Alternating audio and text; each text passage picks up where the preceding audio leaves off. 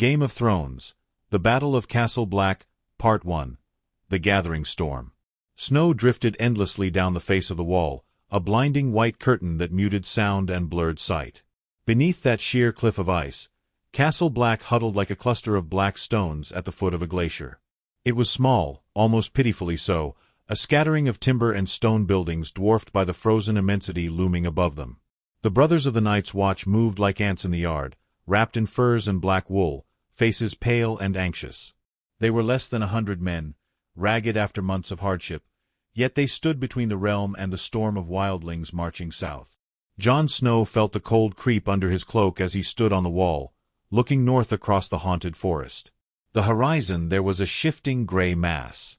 He knew what lay beyond it, the largest host of free folk ever assembled, tens of thousands of men and women, children and warriors, giants with bones as thick as tree trunks, mammoths dragging siege engines, raiders from every clan under the leadership of Mance Rayder, the king beyond the wall.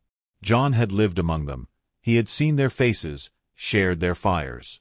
And now he would have to kill them, or be killed by them. The wall itself was their only hope. 700 feet high, it had stood for thousands of years, a barrier of frozen magic and stone-hard ice. But the Watch had no castles manned to its east or west, no garrisons to send. Just Castle Black, the Shadow Tower far to the west, and East Watch on the far shore. This fight would be theirs alone. In the courtyard below, Black brothers rushed to and fro. PYP and Gren were hauling barrels of pitch to the top of the wall, their cheeks red with cold. Ser Alliser Thorne barked orders, his voice cutting through the wind like a whip. "Move, you crows. If the giants reach the gate, we're finished." Maester Aemon had dispatched every boy old enough to carry an arrow to the armory. Even the kitchen servants were sharpening knives and swords. Jon turned as Samwell Tarly came puffing up the steps of the icy ladder, a roll of parchment clutched to his chest. "Letters from Maester Aemon," Sam said between breaths. "Ravens to the south, begging for help. But no one's coming." Jon took the parchment without reading. He already knew the truth. The lords of Westeros were fighting each other in the War of the Five Kings. They had no men to spare for a frozen battlefield at the end of the world. "Then it's just us," Jon said quietly. "Us and the wall." He thought of Ygritte. Somewhere beyond that white horizon she was marching with the Thens, bow slung over her shoulder, red hair blazing against the snow. She had warned him, "We'll kill you." But she had not loosed an arrow at him when she'd had the chance. He had not drawn his sword on her when he'd ridden south. Love and war had torn them apart. Now the wall would decide their fates. Night fell slowly over the north. Torches flared along the top of the wall, tiny orange dots on a vast white cliff. Below, Castle Black became a maze of shadows. The brothers gathered in the common hall for a final meal. Hard bread, salt pork, a little beer.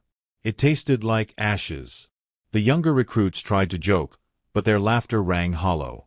Everyone knew what was coming.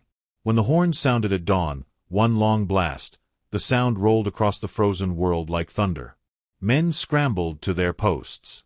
Jon climbed the icy steps again, Ghost padding silently at his heels.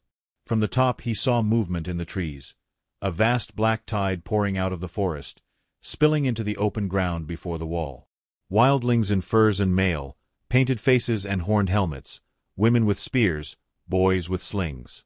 Giants lumbered among them like walking hills, and behind came mammoths dragging huge rams carved from pine trunks. Drums boomed, echoing off the ice. The free folk had arrived.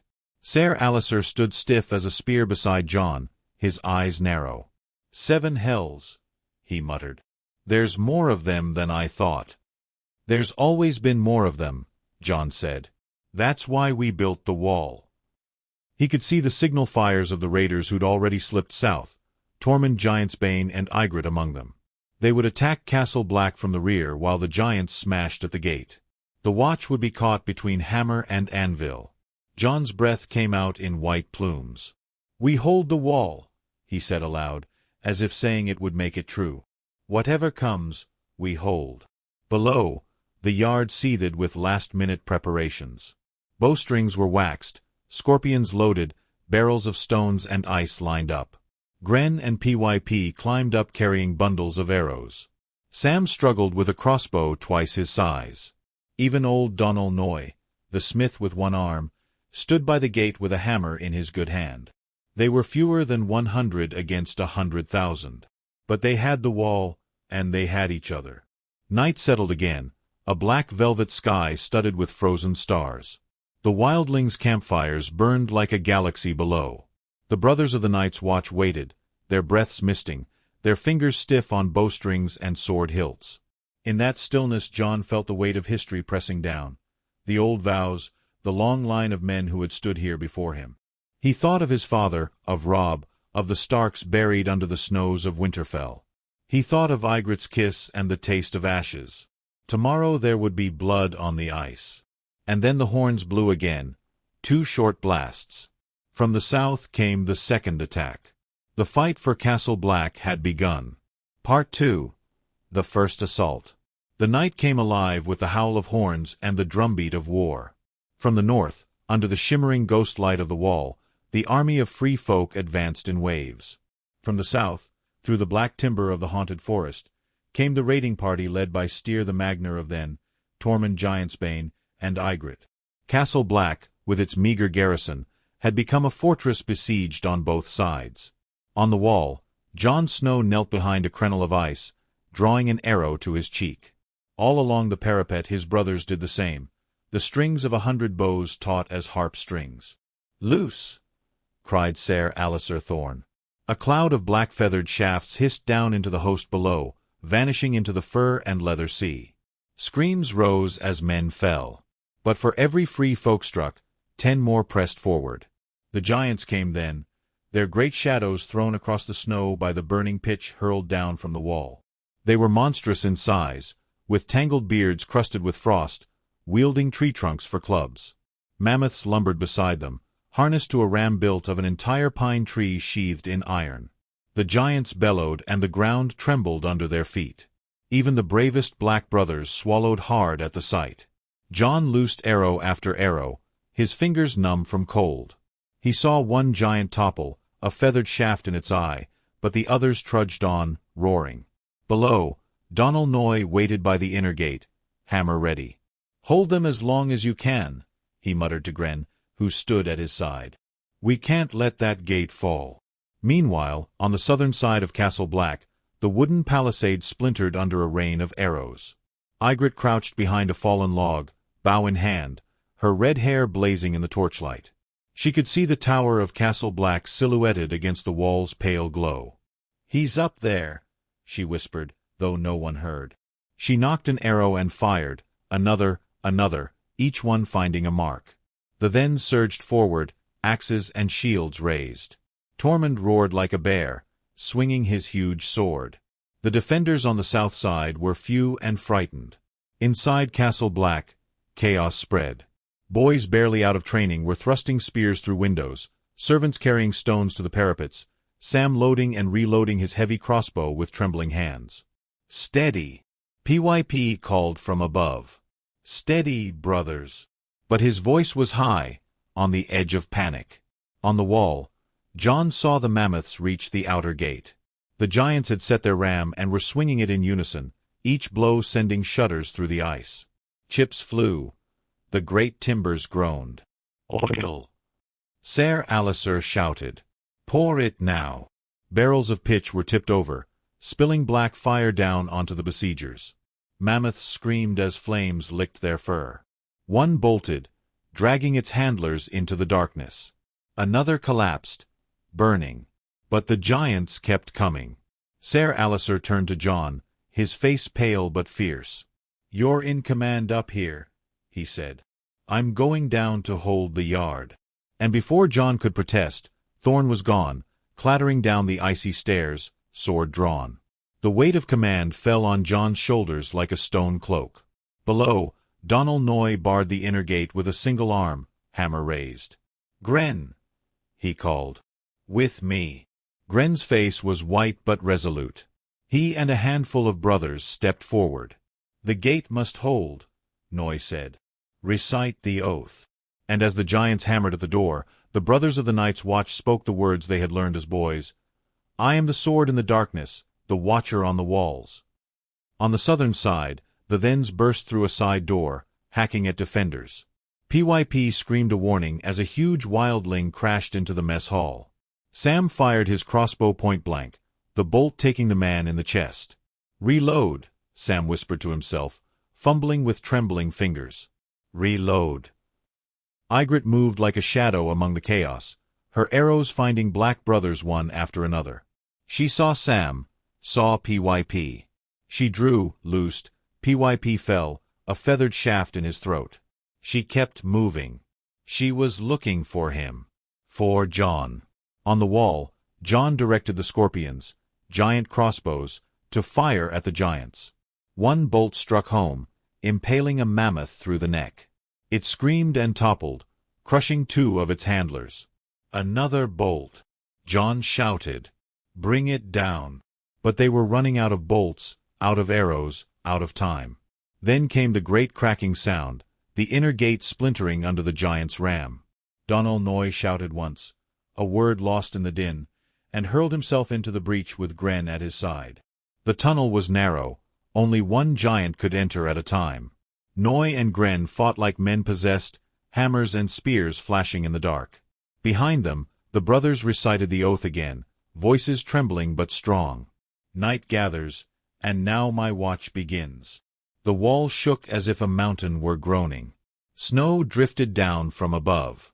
Jon felt the weight of it all, the dead men below, his brothers dying in the yard, the free folk he had once called friends.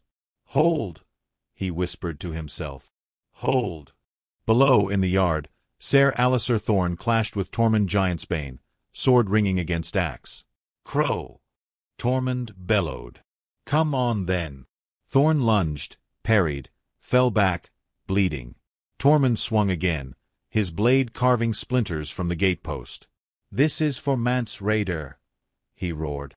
Inside the tunnel, the giant finally broke through. Gren and the others threw themselves at it, stabbing, hacking. The giant roared and swung its club, shattering stone. But Gren did not fall back. "For the Watch," he cried. "For the realm." The tunnel echoed with the clash of steel and the thunder of a dying giant. On the southern wall, Ygritte spotted movement on the parapet. Jon Snow, bow in hand, black cloak whipping in the wind. Their eyes met across the chaos of battle. She hesitated, arrow knocked, and for a heartbeat the world went still. Then someone shouted. The moment broke. She lowered her bow. The night stretched on, an endless storm of snow and screams and steel. Castle Black was bleeding, but it still stood. Jon Snow looked out over the battlefield and wondered how long they could last. Part 3. Blood in the tunnels and wings in the sky. The tunnel beneath the inner gate reeked of sweat, fear, and iron. Wood splinters, steel rang, and the walls drank the blood of Night's Watch brothers. Donal Noy, one-armed but unbowed, hammered his hammer against locust wood supports, shouting for reinforcements. Gren, wielding a spear, stood beside him, sealed in motionless resolve. Behind them, the gate was falling, but not without cost.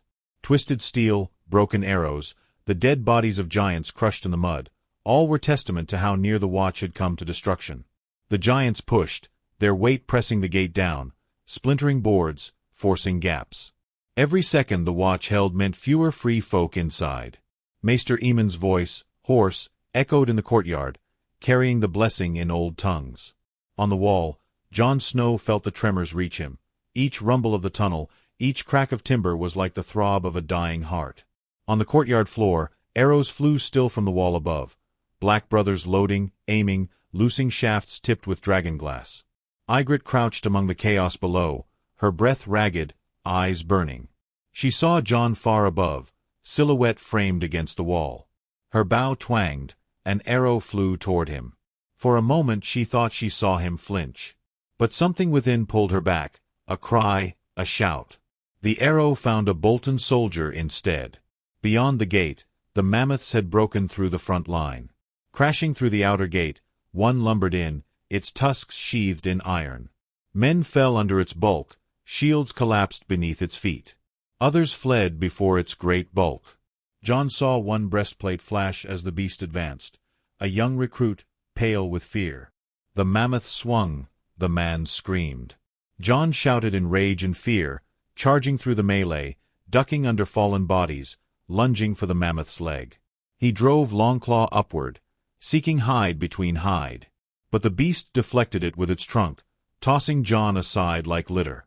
He rolled, came up with a slash at its belly, and then was pulled underfoot. Chaos swallowed him briefly. Behind that, Styr the Magnar roared, sword lifted high, axes in each hand. He was a whirlwind of savage violence, striking down Night's Watch brothers with a brutal efficiency, his laugh rising above the drums of war. Tormund, bleeding from a dozen cuts, met him across the courtyard. Their blades clashed, sparks flying. For every blow Tormund landed, Styr answered tenfold, pressing forward with the weight of his men behind him. Ygritte slipped through broken wagons, through blood and snow, moving toward Samwell. She saw him crouch near PYP, trying to drag the fallen back to safety. PYP lay gasping, arrow in throat. Ygritte aimed. Jon's silhouette flickered above her as he regained footing. She loosed. The fletching caught PYP's foot. He gasped, looked up. His eyes found hers. Then the arrow struck. PYP convulsed, blood slipping from his mouth. Sam screamed. Ygritte knelt. He died in her arms, eyes just dying embers in the frost. The world narrowed to his cough, his blood, her tears. Jon, seeing it, roared in fury. Within Castle Black's courtyard, Donal Noye stood bleeding, hammer raised, shield buckled. Grenn knelt behind him, shield up, spear pointed at any wight who came. The gate's timbers groaned. The last brace snapped under weight. Jon climbed atop a broken gibbet, sweat freezing on his neck, sword raised high. "For the north!" he cried. The walls shook. Then the tide turned. A thunderous horn sounded. From the cold mists beyond the southern slope, trumpets and bugles echoed. The Vale cavalry, under the banner of House Arryn, charged. Banners of sky blue and white cut through snow. The knights rode with cold discipline. Shadows of horses galloping out of the gloom, armor glinting in torchlight. Jon heard them before he saw them. A clean line of steel, and with them came the sound of axes cutting through flesh, of Bolton men faltering as knights bore down. Tormund roared in wild joy. The fighting on the southern flank tilted. The free folk surged forward. Ygritte's body lay between them. Sam held her as she drew a final breath. Her blood on the snow was darker even than the night. On the wall, Jon saw the giant, the mammoths, falter. One mammoth collapsed beneath repeated scorpion bolts, its mighty bulk crashing down. The giants stumbled, yelled orders, rallied. But their momentum was broken. Inside the tunnel, Donal Noye gave his final command, "Hold the gate with your lives." Grenn, battered, dying, nodded. They pressed their bodies into the gap, spears braced. The night erupted into fire and steel as the Vale's charge smashed into Ramsay's rear. Jon charged down from the wall, charging with Longclaw carved with frost-tipped fury. Bolton archers turned to flee. Soldiers who a moment before held spears against him now tried to hold shields for themselves. The courtyard opened up, a breach emerging. Jon caught sight of Ramsay, riding forward from the broken gates, his bow in hand, a pale grin on his mouth. Their eyes locked across the field, the young lord of Winterfell lost, and the dispossessed bastard. Jon charged. Ramsay loosed an arrow. Jon's guard came up. The bolt caught Jon's side. He gasped. Pain flared. He ignored it, pressing forward. Shields shattered. Horses crashed. Men screamed. Splinters of wood and stone flew. Jon reached Ramsay. The fight became close, savage. Swords rang, shields splintered, helmets cracked. Ramsay's blade was swift and cruel. Jon blocked, parried, countered. A series of blows. Jon felt his strength slip. Pain seared. The world was blood and sweat and steel. Then a shout. The people of Winterfell, rallied by Sansa's cunning and the Knights of the Vale, pressed through. Houses loyal to Stark, long hesitant, had finally answered.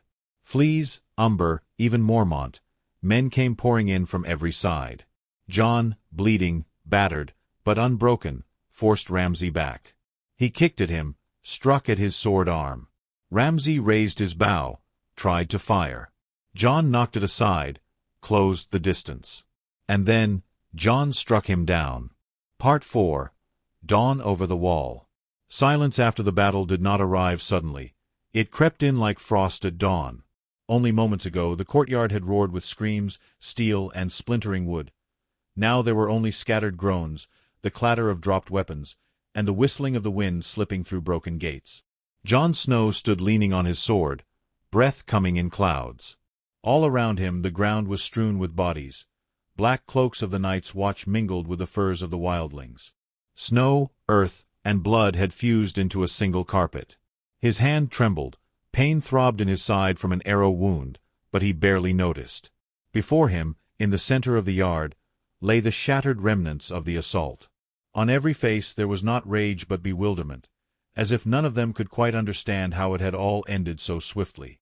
Tormund limped toward Jon, his beard streaked with blood, his arm clamped over a ragged cut on his shoulder. "It's done," he rasped. "For this night at least." Jon nodded slowly, his eyes searching the courtyard for a face he feared he might find, and did. Beside a broken cart lay Ygritte. Snow had begun to settle on her hair like ash. Sam crouched nearby, his lips pressed tight, helplessness in his eyes. Jon moved to her, knees sinking into the blood-muddied snow. Ygritte's eyes fluttered open for a heartbeat, her mouth curving into the faintest smile. "I told you," she whispered. "I'd kill you. Jon's voice cracked. "I never wanted this." Her fingers squeezed his weakly. "We saw the world. Remember that." Her hand fell, and she was still. Jon bowed his head, letting the snow cover them both. From the gate tunnel came a low rumble. In the passage where Donal Noye had held the giants at bay, the last blows still echoed. Jon, a dark certainty rising in him, pushed to his feet and hurried there. He knew that down in that tunnel another battle had been fought, silent and without witnesses. The darkness inside smelled of blood and wood smoke. Piles of bodies, shattered spears, and splintered shields filled the space. Giants lay dead, one slumped across the gate as if still reaching for it in death.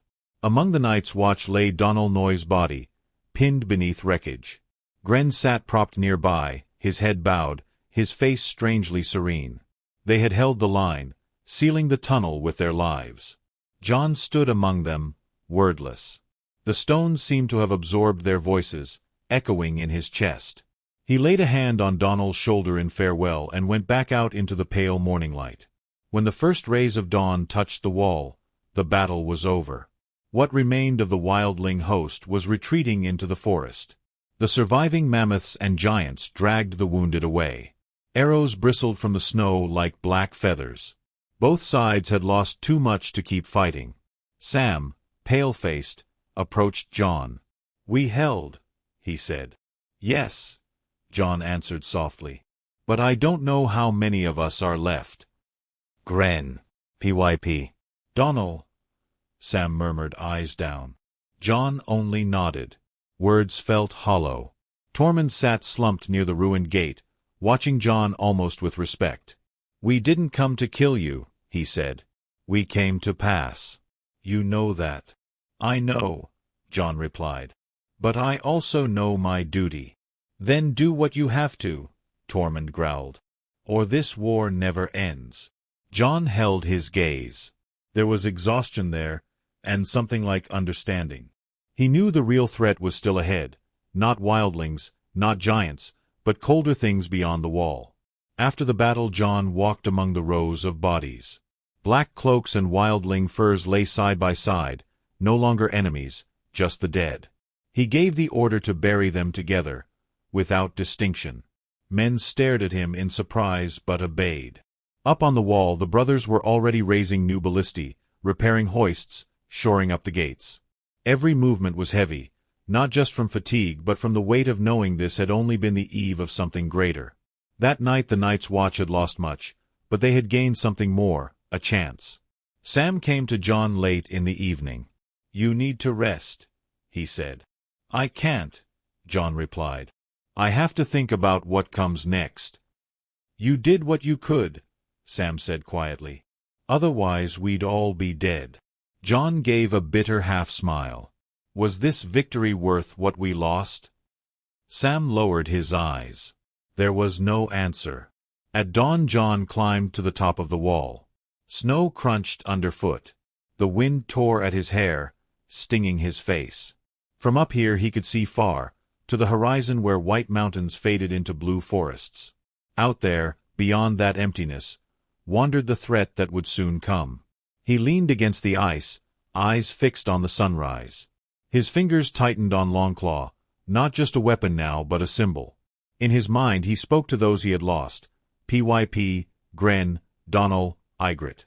Their voices seemed to ride the wind, whispering to him still. He understood that this night had changed him forever. He was no longer the boy who had come to the wall. He was a commander now, not by title but by what he carried inside. And his path lay forward, through darkness, against what was coming. He turned from the rising sun and descended back into the castle. There was much work to do, and more duty yet to come. Ending. The Battle of Castle Black was not merely a clash between the Night's Watch and the wildlings. It was Jon Snow's crucible, the point where he lost friends, lost love, and gained something that cannot be taken: true responsibility for the people on both sides of the wall.